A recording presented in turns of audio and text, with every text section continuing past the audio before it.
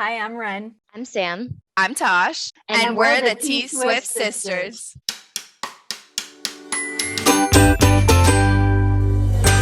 Welcome back to the T Swift Sisters podcast, a Taylor Swift fan podcast for Swifties by Swifties. Before we begin today's episode, I just want to share a few things we missed while we were away. So a quick and cute little apology for missing last week. So last week while we were gone, on October 27th, Taylor Swift released a 1989 Taylor's version, which is probably going to be most of our episode today.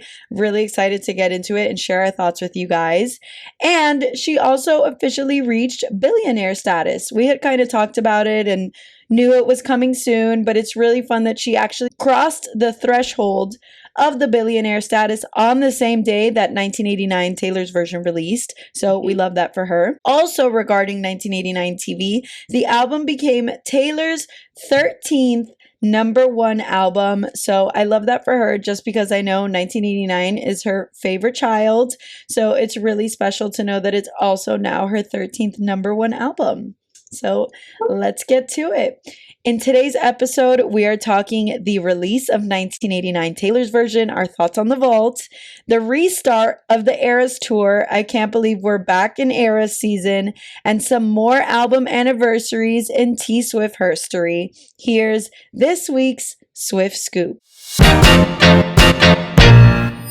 All right, everybody, starting off strong with 1989 Taylor's version. Can we start with the prologue? Like, the prologue for this album is so amazing and well written, and it shows so much growth from Taylor, like from 2014 to now. Some of the things that she said there, you know, she kind of talks about how pretty much everybody was judging her for being a young woman at the time, and like how this album was kind of her way of being like, F you, really? Like, I'm just gonna shake it off. I love how she's like, don't say it, shake it off.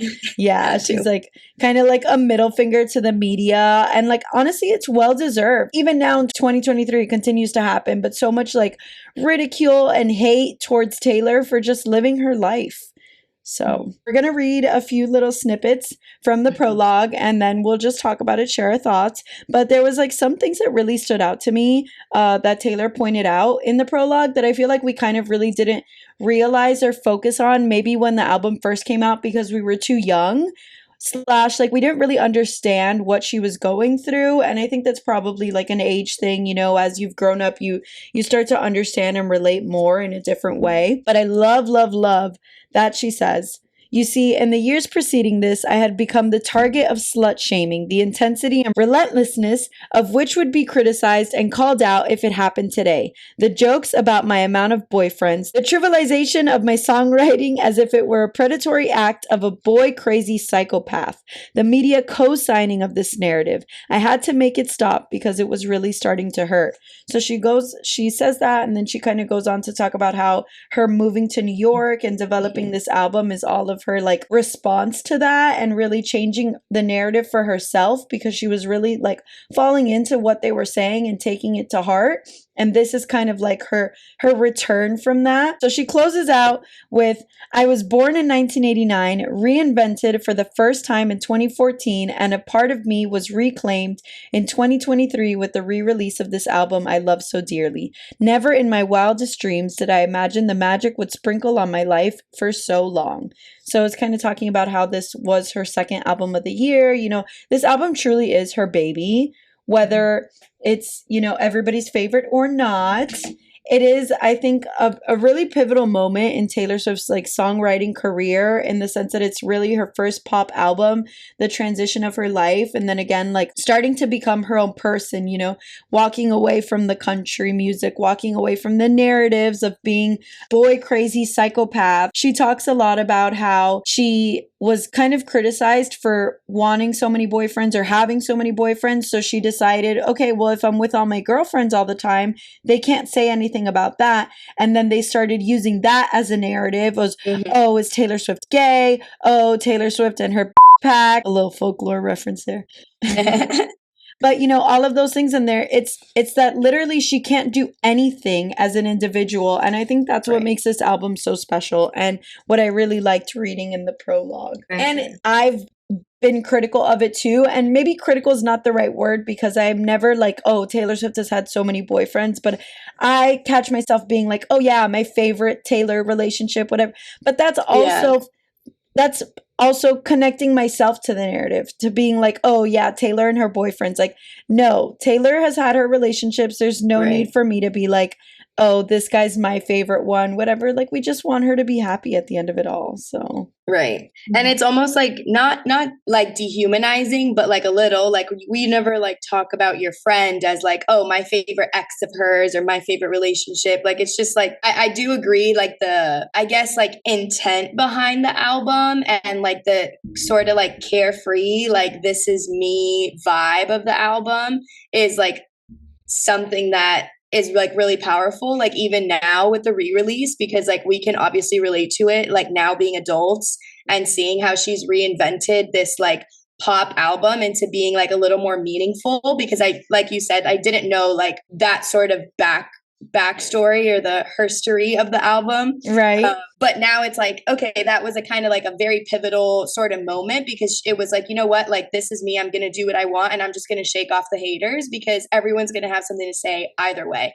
And I think she said that in the prologue, like there was a line that was like something of like everyone's going to say something or not, or not everyone will like you or something like that. So Right.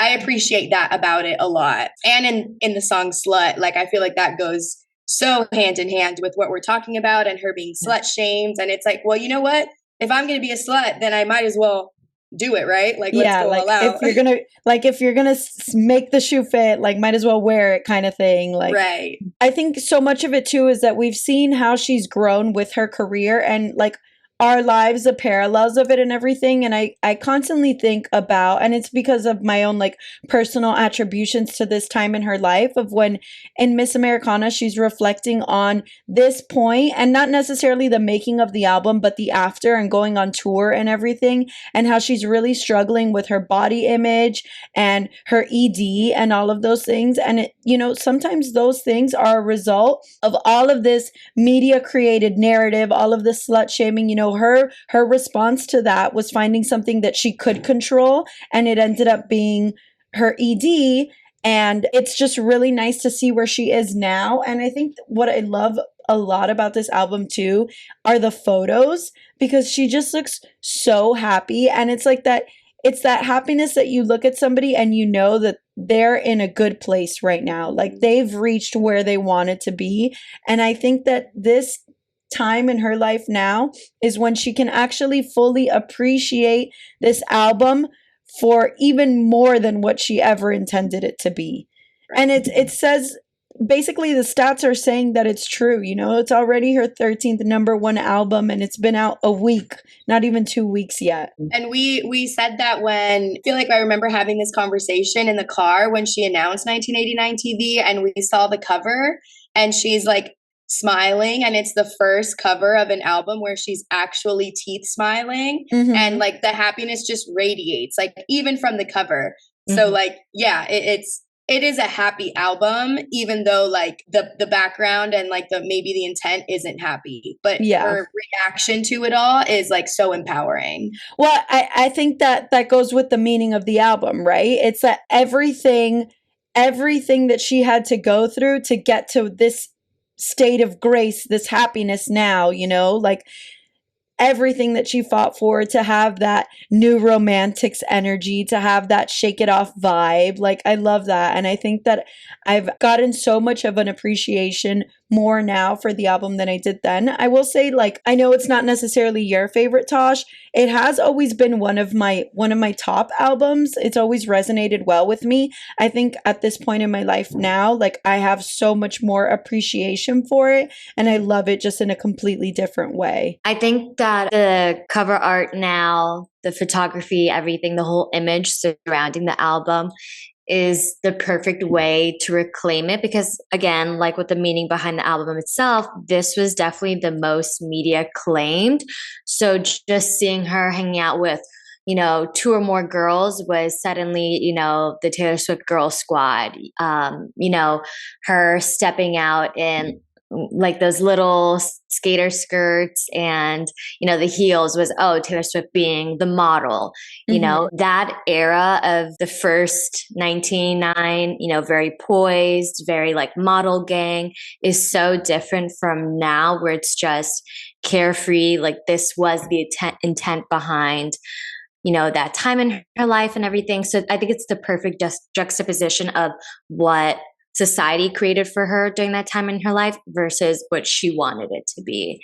And it's nice to see that growth in the album. Probably the most growth, I would say, between the first version and now.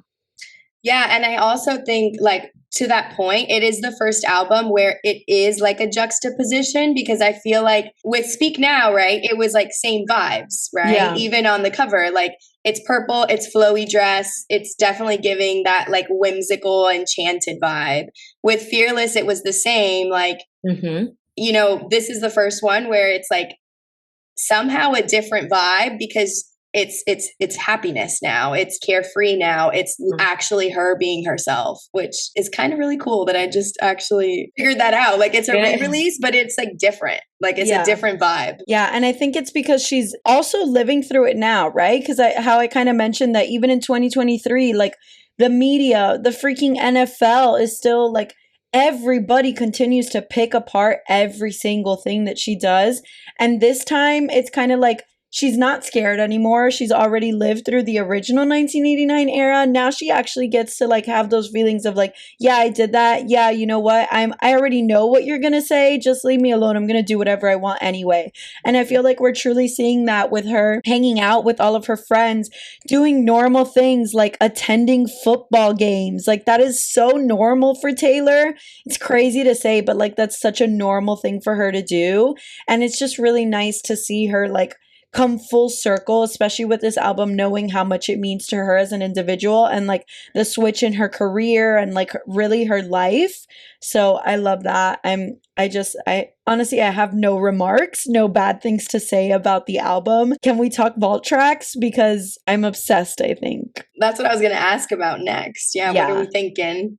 I definitely have like a favorite ranking? Yeah, I have a ranking. I wouldn't say definitive because it definitely changes, and I think like last week I was like, yeah, like Slut is not my favorite of the bunch, but then like I catch myself singing it in my head, so I'm like, okay, wait, I think I like you. I think I have like a very definitive number one. Okay. And then the rest. That's what changes for me too. My number one like fights with each other. Mine has been the same, and it has been Is It Over Now? Okay.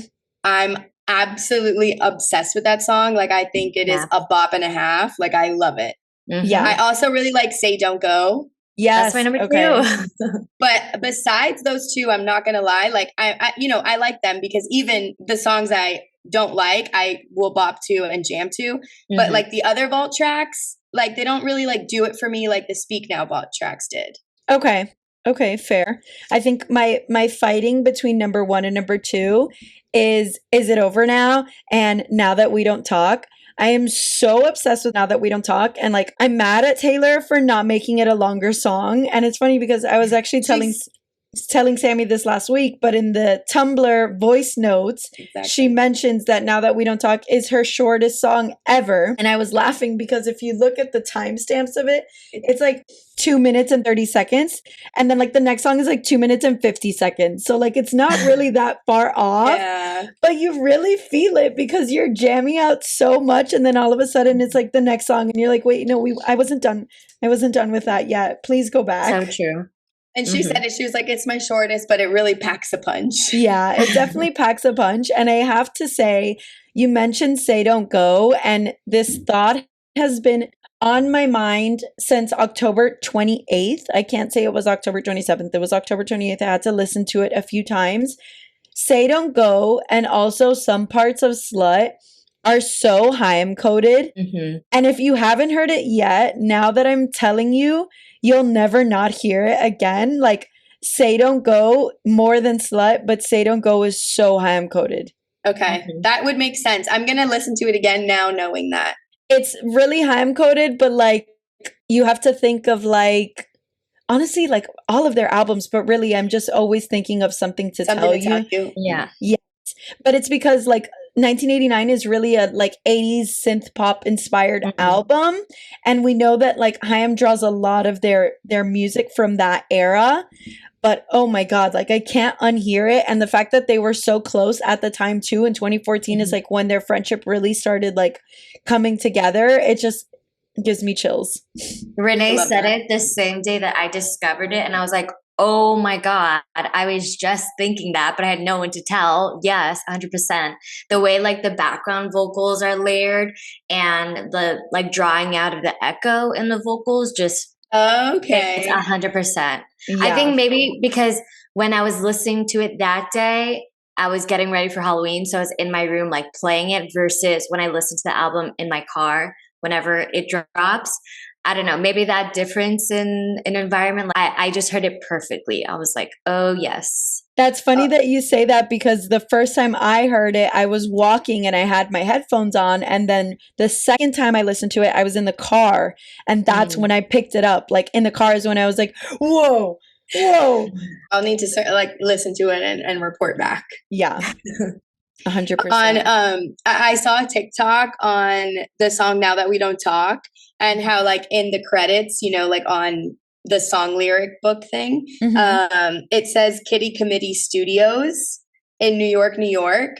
And she has a meow of one of her cats in the song. And like I had to like play it back to listen to it. But it's like after a certain line, it's after like truth is I can't pretend it's, and then you hear a meow, and like people on TikTok are like, which cat do we think it is? And it was like a whole Oh my thing. God. It's really cute. I knew about the Kitty Committee Studios. I had actually seen something about it and then I looked it up. So she has Kitty Committee Studios is what Taylor calls like her recording studio in her house. And she has a New York one and an LA one. So fun fact that I didn't like I found out that there's two. I didn't know about the cat though. Okay, this Yeah. one that's funny because it specifies it was the New York one. Oh, well, yeah, that's how I Did found it? out there's two because I Google searched Kitty Committee Studios and then I don't remember what album, but it shows up like LA and I was like, oh my God. I love that. Yeah. What do we think in general about just like other re-recordings? Like, did any stick out to you? Like songs? Yeah, sorry. Yeah, I was gonna ask like if there are any songs that you didn't like necessarily originally like the first go around and like if the re-record kind of changed that for you. Honestly, for me, like 1989 is like a little bit skip list for me. Like I think the only song that I skip is Bad Blood, to be honest, and that's like a maybe. Like sometimes I listen to it, so Bad Blood is a skip. What? I know. Who am I? No, but I'm saying sometimes I actually listen to it just to do the chants. I cannot. Always. Usually like the main like pop radio hits, they don't really do it for me just because I feel like they get overplayed. Right. But I feel like this time Blank Space and Style, I don't know, it just kind of gives me that revived feeling like I remember this. It's like empowering. I love it. So I appreciate it more now than I did the first time around. I get that. And maybe it's because the first time around they were already singles before the album came out. So you were already like whatever kind of thing. Exactly. I think for me, a little bit New Romantics just hits a little bit different for me. Like it goes Like in a good way? Yeah, it goes a little bit harder. But I've definitely been like just listening to the vault tracks like over and over again. And then recently now is when I've started like just putting the album on shuffle and like breaking it down. I think like the songs I liked from 1989 are the same that I like on the re-release. Yeah. But I do really, really like I Know Places, and I didn't used to like go so hard to it, but I can't pinpoint if it's because it was a surprise song. So like I have just this like fond appreciation, or because like I really love the re-record of it, but like I really go hard to it. Both. I think like I Know Places, Clean, and Wonderland like back to back is like a solid like, you know, 3 songs in a row on an album. Like I think that's like one of her top like 3 songs in a row. Clean always made me emo, and it still does. Yeah. Did you guys hear or see that there are voice notes for the vault tracks? They were published on Tumblr on the date that the album released. So if you know, the original 1989 deluxe version came with like little voice notes that Taylor recorded. I think we talked about it in the last episode. Yeah. They're so funny. But she had some fun things to say about some of the vault tracks, and I just kind of wanted to point that out. Okay, so for Slut, it was actually Blank Space or Slut that was going to be on the album, and she ended up going with Blank Space and I think she made the right choice. I think. Can you imagine if she would have picked Slut? Yeah, like I feel like Slut is so much more tamed than Blank Space, and like Blank Space really had its moment, and I don't think that Slut was going to be able to have the same kind of moment that Blank Space. No, Not and I at think that people would have talked so much about even the title of the song. Like Yeah. It wasn't fitting for the moment. It was perfect now.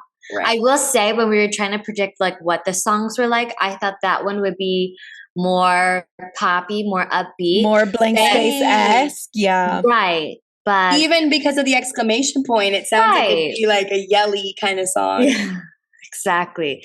But I really like it. I like singing along to that one. It's I like a vibe. singing it on to it too. It's a fun song. It's, you know, Yeah, it's good. love It's it. there. Okay, Is It Over Now is the sister to Out of the Woods and I Wish You Would, and she truly belongs in the trilogy of songs. Love her. Wish that she was on the album, but glad that we have her now. Truly. I agree. Is It Over Now has the same like tune in some parts as Out of the Woods, so that connection is super clear. Yeah, I really like that one. I'm glad that it's all a top for us, because it truly is such a masterpiece of a song. And I think it's the perfect way to end the album as well. Like, it's a great signature, like off that era, off that time in her life. I love the vault tracks. I'm really happy with this album. And like a little bit switching gears to like something that we're going to talk about later in this episode, but we can kind of also talk about it now, is next re-release, what we're thinking. And like the only reason why I want to bring it up right now is because there is like a decent amount of clownery that it's going to be this Friday, November 10th, which is also the anniversary. It'll be the 6th anniversary of Taylor's 6th album, Reputation, and like that's why we're going to get into it in HERstory, because we have to say stuff, you know. It's at least 2 of our babies. What do we think about it? Like, do you think it is a possibility? I don't know. Gosh. I feel like it would just be so on brand to like for her to drop it. And like, I'm not a Dumois truther. Honestly, I cannot stand Dumois. I'm sorry if you're listening to this podcast and you like Dumois. Like, I'm not a Dumois truther, but Dumois did say that a certain artist was going to be releasing an album in November as a surprise, and like Taylor is going to be back on the Eras tour on Thursday. She does have a show on Friday, November 10th. I don't want it yet. I don't want it yet. I want it to, I mean, I'm biased because it's my favorite album, but I just wanted to have like its own moment. Like, I want that wow factor. The build up. Yes. I rewatched the movie this Friday. And again, when Reputation came on, it was like still chills all over, just the hype. And I just want that feeling for the re-record release. Like, please. So would you be upset? What if she doesn't release the album and she says on November 10th, hey, by the way, Reputation Taylor's version? What if she does the announcement with that the date? album's coming? Like the day, instead of releasing, just being like the album's coming out, she's like, actually, Reputation's coming out. Like, what if she on Friday has a new rep outfit in Argentina and it's like, hey, by the way, rep's coming out. It's an announcement versus a release on November 10th. Yeah. How would you feel about that? I think I'd be okay. Okay. Because I mean, then we get the build up. Then we're like, oh my God, rep's coming. Yeah. There's a lot of like little things about this. Like, people were pointing out that the like version, the word version on the 1989 cover, the S looks like a snake. And oh my God, I'm looking at it. It has a snake head. And then the 10 for the 10th, and then the N for November. Yeah. Oh, yeah. Oh my God. Guys, I'm literally looking at it right now. It literally is a snake because I went to go look when I saw it. No, if you look, okay, if you're listening to this podcast and you have the Taylor's version album or vinyl next to you, here's how I know it's 1,000,000% a snake next to the 10N. The S in The Taylor's S does not have a snake head. So S 10th, N for November. That's giving. Yeah, it's giving. Oh my goodness, I was not going to clown and now I have absolutely no choice. Besides that, I was ready to talk about this. Besides that, someone on TikTok got a 1989 vinyl shipment with black confetti. Yeah. I saw that. I don't think that's a big deal. I don't think that's a big deal. Dude, they've been shipping out Era's merch for months. They have so much confetti in so many colors. I really don't think it's a big deal. I think it's a big deal. For one person, if you're telling me 100 people, 1,000 people, how many people? 1,000,000 people bought the album. 500,000 people got it. If half the people got it with black a lot confetti, of people are commenting on it. Like, I got it too. Saying only black. Yeah, like saying that they had a black confetti too. I don't know. A lot of people have gotten one black star. I just think they have so much merch. Like, I'm sorry, what person at the UMG warehouse is literally packaging this and being like, okay, I'm gonna put 3 10 stars in this confetti, right? 3 black stars in this confetti. Like, I just think it's more that it means that there's black confetti that's like kind of like next to shipments because it's gonna happen soon and they're gonna release rep like stuff accessible. Soon. Yes, but that's why I'm saying they're still selling Era's merch though. In the Era's merch, you get black confetti. I see what both of you are saying. I really do. But then why aren't there mistakes of other color? I guess they wouldn't post about it, maybe. Yeah, I mean, like, if you get a bunch of colors, you're like, whatever. But if you're the one person that only gets black confetti, you're gonna be like, heck yeah, let me ride this wave. I'm just saying, I think it means that rep merch will drop because the announcement will come.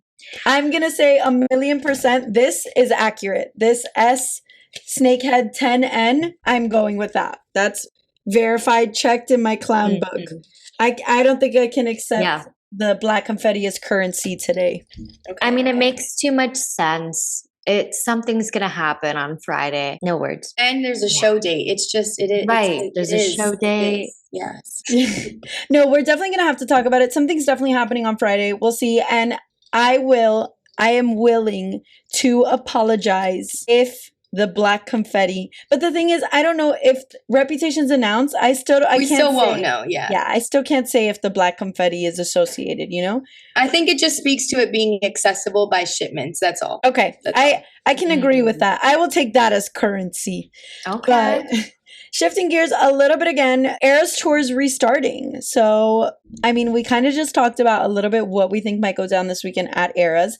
Do you guys think that if Rep is announced on Friday, whether it's the actual album coming out or just an announcement that the album is coming out soon, do you think that she would wear a new outfit? And / like, do you think she's going to wear new outfits in general? I could see her changing the outfit based on when she's ready to announce, kind of going off the same vibe as 1989. And she did it in Speak Now too. She changed the outfits. I can see that. Rep has one outfit. How many times are we going to see the same exact Rep outfit? Like, can we at least change the color of the snake a little bit? They were saying more ideas. I was reading or something that it's like because her reputation never changes. So I don't know. Yeah, I saw that too. Like, I'm thinking that new outfits are definitely gonna happen. Okay, like for every era or like just some eras. Okay. Yeah. Like I just don't know if Rep will change because of that. Like if that really is the mean, like why she hasn't changed it. I don't know that she would. Do we also think that like the set list will change / like 1989 set list? Okay, that was a question that I was going to ask you as well, because a lot of people have been talking about maybe the reason why some songs were cut out of the Eras Tour film. I mean, it's just like a little something that they've been saying is like maybe that's because they will change on the actual set list. Like I just really don't see her switching up the Archer, so I don't know if that's like, I take that with a grain of salt, but I was kind of wondering the same thing. Like, I'm thinking I honestly think she might change Wildest Dreams for New Romantics. Taylor loves that song. She loves that song. She made it a single, even though it was like a bonus track. It was on the set list for 1989 World Tour. I was gonna say like maybe she switches Bad Blood, but I think Bad Blood is like too involved with the Lover House and like the chant and everything. Mhm. So I don't know. I don't put it past her to not change the set list. Yeah. Like I'll say this. I won't be surprised if she changes it, and I won't be surprised if she doesn't. True. Yeah. I think the break was the perfect setup to allow for a change in set list. Right. They move fast, and even a short amount of time like it is enough probably to make little tweaks and changes. Let's see what it was for. Yeah, and going back to that too, there's time, right? And we've also had the Eras Tour film now, so people know what to expect. So maybe she's like, "Oh, I am going to change it up a little because everybody already went to see like the Eras Tour film. Let's kind of make it different and a little fun." That's why I think she could change the outfit, because she's going to go to so many places, not only needing to like literally update, an outfit either because it's been worn in a lot or whatever. I think after a certain point, she's going to want to, change it up a little bit. Yeah, I'm Can't wait to excited. see. We I have a few know. weeks now of the Eras Tour, and then she's off for Thanksgiving, and then she kind of starts right up again, and then just a few weeks in December, and then January, February, I think is when we really kick off back like crazy stuff. So we'll have to see, because maybe if there's no changes now, that's not to say that in the new year, True. when the new year starts up again, the Eras Tour just like is completely different. So we'll see. Mhm. Maybe But- she'll change it up after the Reputation release. Oh, I would love it. I would love it. Okay. All right. So, and then last question before we move on from the Eras Tour restarting again. I can't believe it. I wish we were going to somewhere international. But do you think that she's going to like restart all of her surprise songs again? I mean, obviously we know that with the amount of surprise songs that's left, like at some point she's going to have to start repeating songs because there's just too many stops on the tour. Yeah. But like, do you think it would be now, or like maybe do we think that's like the January break is when she starts recycling them? That's a good question. I could see her restarting it now. Sorry. Okay. What were you going to say? Me, nothing. No, yeah, that's why I said okay, because Natasha didn't say anything.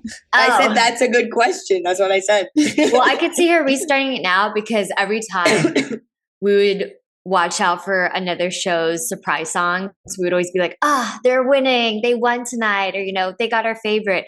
So in the end, like everyone's going to want a song that was already played. I know we did too. So I don't really see it being a big deal, whether it's pushed off or like starting now.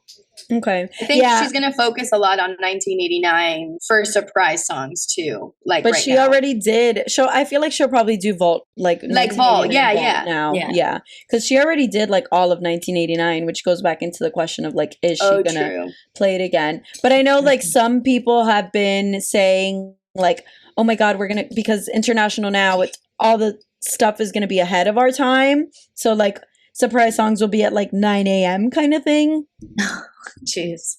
I don't think that I'm going to be devoted to surprise songs the way I was when it was like the America tour, because like in America I was also personally involved, like, okay, what are we going to get? Like, the probability of getting this song, that song, like we'll try to update you guys as much as possible, but I don't think we're going to do the weekly updates of like the daily updates of here's what was lost this weekend kind of thing, like we love you guys. Make it hard. We love you guys, but we have lives and work and school and time difference. So what we will do for you is direct you to the accounts who are going to still be doing that, so that you can give them a follow, a fellow Swiftie, and you can stay up to date there while listening to our podcast. How about that? Okay. And love to the international Swifties that are going to be going through this surprise song experience. Absolutely. I'm so excited for you guys. Everybody is just literally about to 2024 is going to be amazing for international Swifties, and the remainder of 2023. I'm really excited. I'm really happy that you guys got your opportunity. So with that being said, our last Swift scoop this week is Taylor Swift HERstory, and this one's exciting because it's literally just album anniversaries. So starting strong with November 10th, 2017, Taylor Swift released her 6th studio album, Reputation. It was Taylor's last album with Big Machine Records, and instead of using press to promote the album, she cleared her website and all of her social media accounts. She started back up again right before Look What You Made Me Do was announced, and she had like the video of the snake on her Instagram. What a time. So the album's lyrical scope is split into two, with one side being about the downsides of fame and the other about falling in love amidst the tumultuous times she was facing when writing the album. Rep was Taylor's 4th consecutive album to debut atop the US Billboard 200, but it debuted atop the US Billboard 200 with first week sales over 1 million copies. It was the best-selling album by a female artist of 2017, and it was nominated for Best Pop Vocal Album at the 61st Annual Grammy Awards. If you watched Miss Americana, then you know that Taylor was really pushing for Reputation to be nominated for Album of the Year. Unfortunately, it was not nominated, and she did lose the Best Pop Vocal Album that year at the Grammys to Sweetener by Ariana Grande. How do we feel? We kind of be alive. We kind of already talked about Rep TV and the announcement and everything, so let's talk about the original Rep era, you know? This one is like, it's a little bit emo because it's so fresh. I feel like it just happened. I don't want to think that our senior year of college was 6 years ago and that this album came out on the day that we were traveling to Disney to celebrate my 21st birthday at Food and Wine Festival. Like, who let us get so old? That's insane. I remember listening to like the leaked album on our counter, and you like walked in and you were like, I don't want to listen. I don't want to listen. I need to wait. And I was like, this is the first time I've done it, but I'm listening. Absolutely not. I am not a leaker, Natasha. I am once. That's funny that you listened to the leak one for this album and you don't have like such a strong connection with this album as you do the others. Like, I know you don't like Reputation isn't a top for you, but you went out of your way. I know. To the leak. I know. I'm Google Drive. On Google Drive. I remember you listened to it on Google Drive, and I'm really like, I just want to say kudos to you for being honest about having listened to the album as a leak, because I remembered that, but I didn't want to call you out on it. I did not want to call you out on it. I wasn't sure how you were going to approach that. Oh, so, it's like, all good. Yeah, kudos to you for being honest about listening to the album leaked. Somebody emailed it to you. I remember. Yeah, like, I'm not going to say who, but yes. Yeah. I remember that. And I was like, you know what? I'm going to do it. I did not listen to leak. No, I remember so vividly walking by the kitchen just with my finger in my ears. Like, I am not doing it. We were like 2 hours away from midnight. I was like, Natasha, please just wait the 2 hours. It was like the same like afternoon. I'm impatient. Like, by the time she finished listening to the album, it was actually already released on Apple Music. My quality was somehow better. Oh my God. I do remember, though, I don't know if it was the day after. I don't remember exactly when the Rep magazines came out, because I feel like it was closer to when we were going home for Christmas, or maybe Thanksgiving. Maybe that's what it was, that we left school early and drove to Target to pick up the magazines and get them. I remember that. Good times. I remember literally time and place when she cleared her Instagram and she started doing like the tiles for the snake, and I was like, what is this? Like, it wasn't clear it was a snake. It looked kind of weird, so I had no idea what she was going for. And then when Look What You Made Me Do came out, all I could say was, wow, this is such a different sound for her. I didn't know how to process it. Who knew that album would be what it is for me today? I'm curious to see how my connection is, if at all, different with the re-record to the original, and how maybe like where I'm at in my life, I might have a different connection to it. That's the exciting part. I can't wait. Yeah. I'm so excited for it. I'm so nervous about Vault Tracks, because like I feel like I hold this album so closely to my heart that like for every other album, I'm excited about Vault Tracks, but for this one I find myself nervous because I'm like, this is already the perfect album to me. I don't know if I want anything else. Like I just like leave my baby alone. Do you think she's gonna have features? on the vault? I don't know because there were features on the Yeah. album. Wow. I will be really mad if Future and Ed Sheeran do not come back for Endgame. No, like they need to. I think they will. They Okay. are the song. I mean, yeah, I don't know. I'm really like nervous / excited. I will say I get that. I'm really excited for merch, but I don't know why because the original rep merch was so beautiful and perfection that like I don't know if I really trust UMG to do right by my no. baby. So Oh man, you're right. I'm just worried for my wallet when it comes to rep merch. I'm worried. oh, I thought you were Not talking me ab- being like, are you going to buy a new wallet? I thought it was that because the 1989 merch has like one of those like the Velcro wallets or like the wallet inserts or something. I was like, wait, babe, did you buy that? Yeah, I was like, I need a snake wallet immediately. I'm nervous for the wallet I pre-ordered. Yeah, vault tracks, I get that because it's almost like you want to protect the album for what it is. And I don't know, vault tracks can take it either way. I have high hopes. It really goes hard that I think we're in for it when it comes to vault tracks. She might have something like really good for it. So Yeah. And I'm excited for the new era of people who get to appreciate this album on the level that we do because I feel like Reputation is very much an album for the fans just because so much of the fan base was gone or like, you know, we're not Taylor fans, whatever. So, you know, I do have my thoughts and feelings about people who weren't around in 2016 or like were Taylor fans, then hated Taylor in 2016 and then came back a little bit after Rep because Taylor became cool again. So I'm like, you know, but I'm also ready for them to appreciate this album the way that we did. I think I'm ready to be open to the idea of more people being Taylor fans. I love that for you. As bad as it is to say, like I mean it in the nicest way possible. Like I'm excited that we all get to do this together. It's like I think mostly because when you watch Miss Americana, you see how proud Taylor was of this album and then how she thinks that literally everybody hates it. And it's like, no, like we need you to understand that we love it. We love it. Yeah. Don't listen to Natasha. It's a good one. Hey, I like it. It's just not a top. Maybe it's just not a top because we listened to it so obsessively in like 2017. Like that could be factual. Could be. Yeah. Maybe we'll just say it's that. So on November 11th, 2008, Taylor Swift released her second album, Fearless. Love. The album opened at #1 on the Billboard 200 chart with sales of more than 500,000 copies in its first week.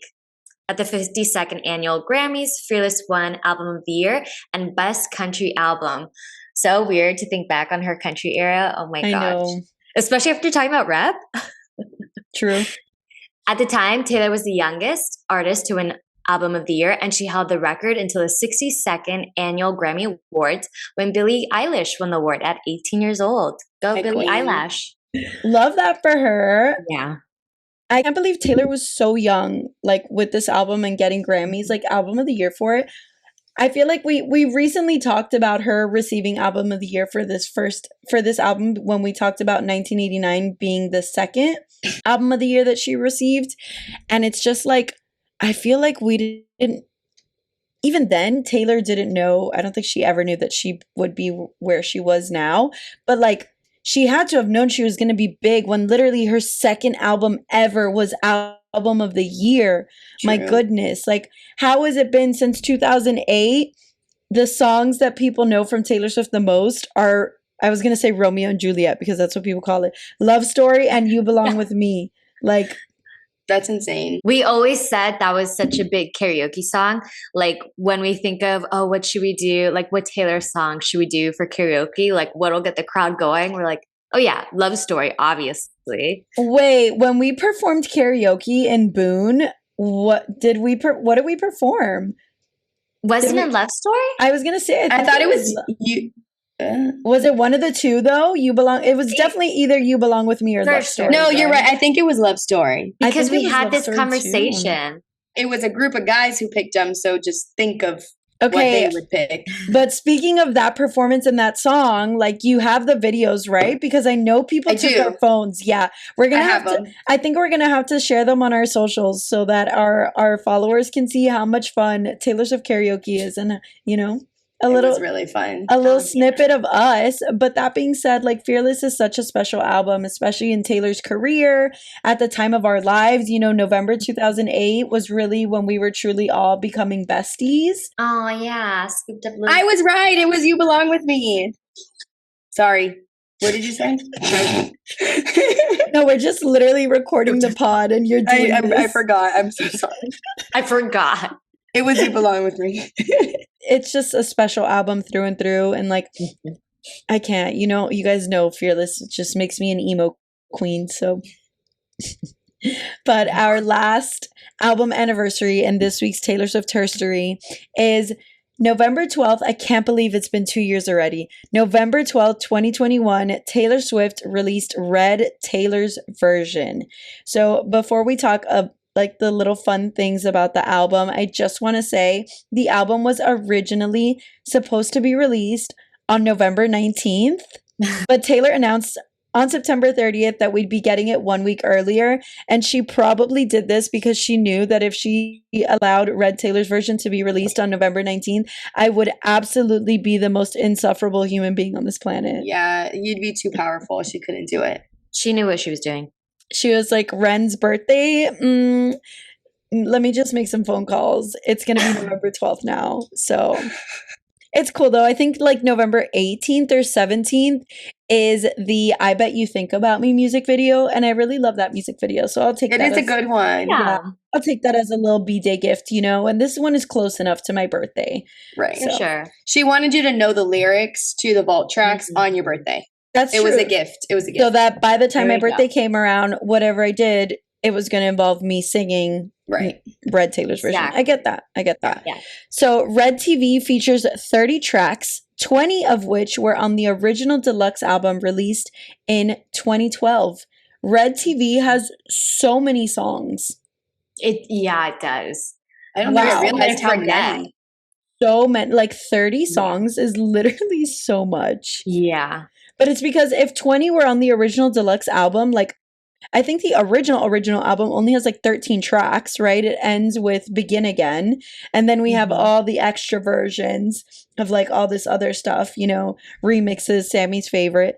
No, but we have bonus tracks. We have Ronin. We have State of Grace acoustic version. What else? That's only 15 already. I don't know. But 20 were on the original deluxe. And then Mhm. the vault tracks take us to 30. 10 is a lot of vault 10 is a tracks. lot of vault Yeah. tracks. It's definitely the most vault tracks on any of the albums we received. I think Fearless had a good amount too, right? I Mhm. think Fearless had around that much. Yeah. I remember being like, maybe after releasing those two albums, she was like, damn, I got to start putting out less vault tracks. This is more Yeah. songs that I have to remember. Then she's going to have like a vault track only album or something. Right. Literally. Can you imagine? But 2 years later, what do we have to say about Red Taylor's Version? You know, like what's your favorite vault track now after all this time has passed? Those go hard. Just They do go hard. It is a good group of them, but I feel like only some of them go hard. I was going to say Okay. that there's like good, Some are very mellow. there's high highs and there's kind of like low lows, I think. Yeah. okay. I think All Too Well 10-minute version is obviously a favorite. Like I think if I were to take that one out, Yeah, that's kind of what I meant. Like I feel like that one's a cult classic at this point. yeah, Right. yeah. I really like Message in a Bottle and The Very First Night. Mhm. Yeah. Yeah, The Very First Night is probably my favorite vault track on that album. I would say probably Message in a Bottle too. I think last year like my top song of the year was The Very First Night. So in my Spotify Wrapped. Those are so good. You really like Stephanie- Forever Winter. Yeah, Oh, that's what I was going to yeah. say. I do really like Forever Winter, but now that I know the background of the song is like really sad. Yeah. I'm not going to talk about it on the pod. Like, Mhm. I don't need a trigger warning. So please, if you want to learn about the background of the song, do some research. It is really sad. And like, it kind of ruined the song for me a little bit in the sense that like I listened to it and I'm like, I love this song. Oh my God, this is so sad. Yeah, I get that. So Oh. I do love Babe. I honestly love I Bet You Think About Me. Goes hard for me. It's one of those that it's like really fun to sing along to, like finding the right vocals to match. Yes. I can picture you doing that. Yeah. I bet you do that. I bet you think about me. I really like the part where she goes like, "Oh my God, she's insane. She wrote a song about me." That part's fun to sing. What That part part can you is fun sing to it for sing. us?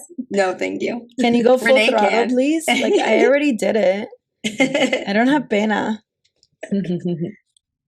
Sammy, what are yours? Yeah, I love Forever Winter. Babe, I haven't really gone back and listened to it, but I remember I had that one on repeat because that one's also RJ, my boyfriend's favorite on the vault tracks. Okay. But I think there's so many that I just literally forgot it existed. I didn't remember Babe until what? Renee I knew she was going to do it too. She was, I forgot that you I existed. I know. That's why I tried to say it fast. I can't do it. I can't miss the opportunity ever. I'll be talking to somebody who doesn't even know what it means and they say it and then I it's a word vomit every time. Oh my God. I just mouthed it, okay? Natasha's the one that made a scene. I heard you whispering it. Your mic thing, your screen turned yellow. Oh my. Okay, so Babe. Anyway, that's all I have to say. Okay, another one that's really fun to match vocals to is Better Man. I knew you were going to say that. That because it is like I know. God, it's let it come on your Spotify and start listening to it and then in 2 minutes you're going to be matching your vocals and being like this is so much fun. Better Man is a good one. Yeah. All right. Well, that about wraps up this week's episode of the T Swift Sisters podcast. Before we log off, please remember to follow our podcast on your listening platform by clicking the plus button next to our show and give us a rating. Please also remember to follow us on social media for live Taylor Swift news updates like merch drops. I hope you guys scored your 1989 Taylor's version cardigans. You know we're here for you. Even if we're not getting stuff from the drops, we're uploading and sharing the link with you guys so you can snag it really quickly. And Tavis content. Oh my God, we didn't receive any crumbs. We've had no crumbs recently, although I did see some crumbs today on People. They shared that like Travis Kelce is now the leading all-time something in the NFL, in the history of the entire NFL, and Taylor Swift liked the post. So crumbs, I guess. That's like not even bird feed. That's less than bird feed. That's dust. It's dust bunnies. All right. You can find us on Instagram and TikTok at T Swift Sisters Pod or Twitter/X at T Swift Sisters. Thanks for savoring this week's Swift Scoop. We hope you had your fill of all things Taylor Swift, and we'll see you next week right here on the T Swift Sisters podcast. Bye. Bye. Bye.